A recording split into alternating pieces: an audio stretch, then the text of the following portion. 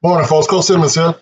Give me a like, share, and subscribe as I dig deep and find out what's going on here. This video gonna make a lot of people confused that don't see the whole video. Make one man very happy, and hopefully make one school open the vault. This video is not about Washington State at all. Not about Coach Nick Rodovic at all. Not a damn thing to do with him. This is just a realization that kind of went unnoticed. Maybe I'm a dumbass. I'll admit to it. I did not know this. But according to this article on ESPN.com, Washington State fired Rodovic on October 18th, citing his unwillingness to comply with Governor Jay Insel's mandate that all state employees be vaccinated against COVID-19. Reason why I say I may be a dumbass, I had no clue. States were paying coaches, public employees. I had no idea about that. But it makes you wonder, man, if they can fire him because he's demanding all state employees be vaccinated against COVID-19, does that mean the state can pay their salaries? Does that mean the state can hire coaches? Can they hire a president?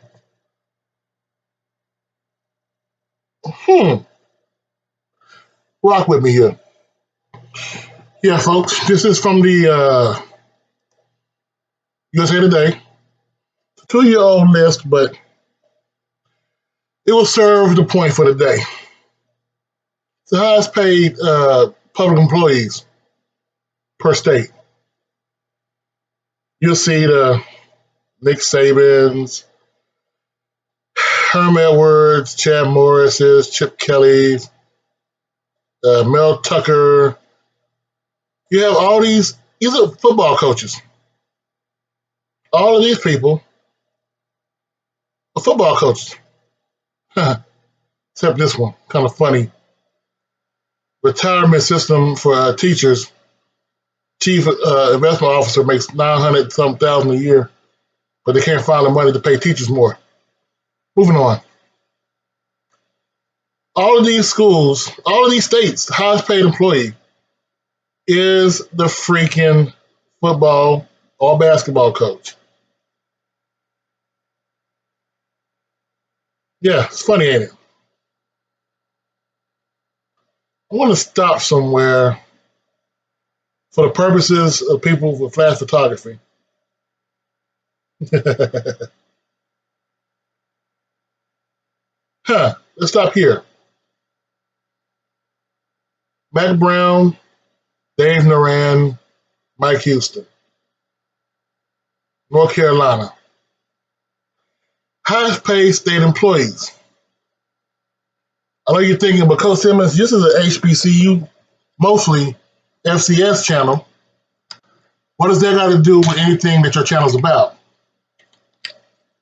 Well, ask yourself, are there any HBCU schools that are state universities? What would it take to qualify for HBCU to be a state university? Well, folks, if you dig far enough into it, you'll find it. This comes from the National Institute of Food and Agriculture, from the United States Department of Agriculture. The 1890 Land Grant Institutions Program. The 1890 Land Grant Institutions are historically black universities that were established under the Second Morrill Act of 1890. NIFAs, 1890 Land Grant Institutions, are intended to strengthen research, extension, and teaching food, agriculture, and sciences by building the institutional capacities of the 1890 institutions. So, what are those schools called? The 1890 land grant system consists of the following 19 universities: Alabama A&M, Alcorn State University, Central State University, Delaware State University, Florida A&M University, Fort Valley State University, Kentucky State University, Langston University, Lincoln University, North Carolina A&T State University, Prairie View A&M University, South Carolina State University, Southern University, Tennessee State University, Tuskegee University, University of Arkansas Pine Bluff, University of Maryland Eastern Shore, Virginia State University, and West Virginia State University. All these schools, because they are land grant institutions, are state schools. These are schools that have been getting screwed for years on payment from the states that they're in. But because they are state schools, the state controls who they can hire and or fire and pay.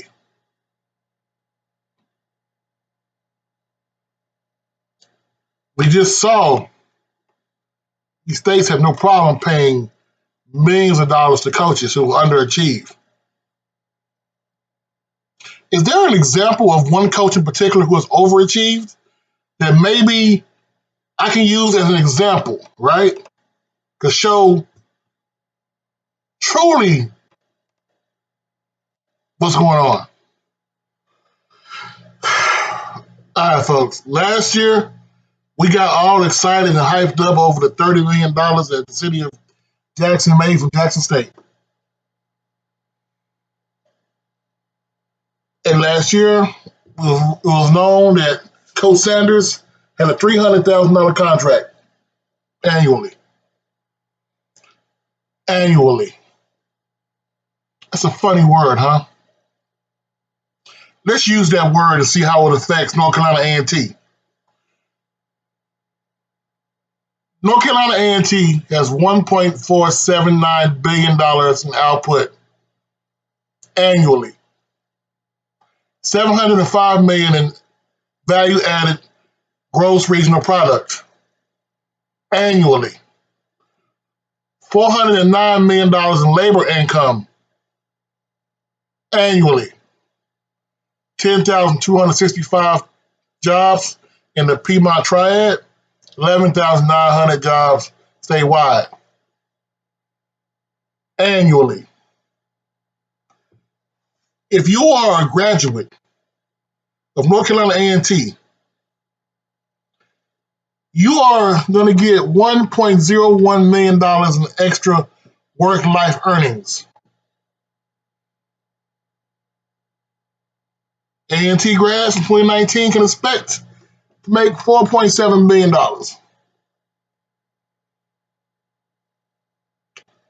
People.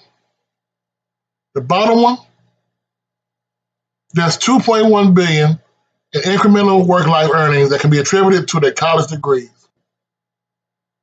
I will never say a degree from a university means nothing. I know it's double negative. Get over it. I get it, okay? Yeah. I was a math major, not an English one. But what I will say, your football team, basketball team, volleyball team, whatever team you think about is the best team on your campus. That's your advertising for your college degree. There is nobody who's going to say a degree from Dartmouth is worse than a degree from San Diego State. But if you are in the country and you're not around Dartmouth, you don't know it's an Ivy League school. You heard of San Diego State. Barely. Kawhi Leonard, Marshall Faulk, that kind of thing.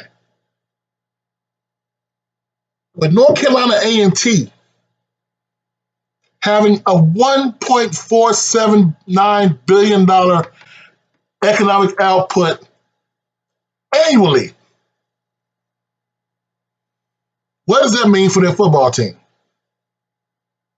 or their basketball team? We saw neither one of those coaches are in the top 3 for payments statewide. In fact, I remember seeing East Carolina's coach up there.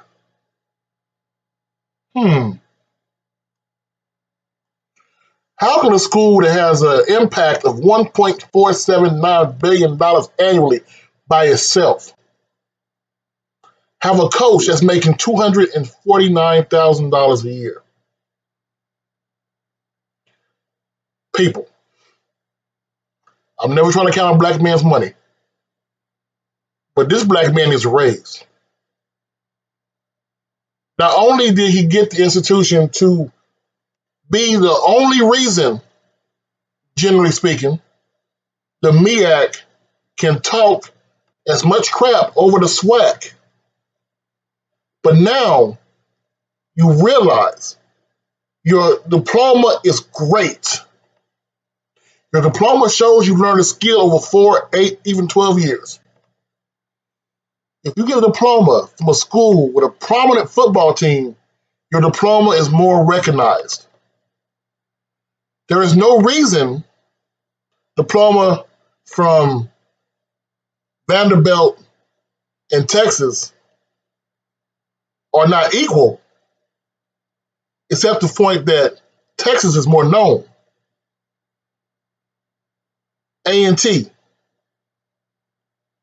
I'm not counting black man's money, I'm counting your pockets. It's time for Coach Washington to tell you. Again, I'd just like to say thank you for your perseverance, your will to win. You can't judge a man's will. You can't measure a man's will.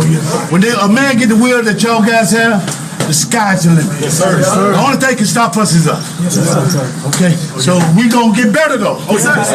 Okay, but I tell you what, you all have hearts of champions. Yes, sir. And the heart of a lion. Yes, sir. Yes, sir. Yes, sir. One last thing. Tell them to bring me my money. Yeah!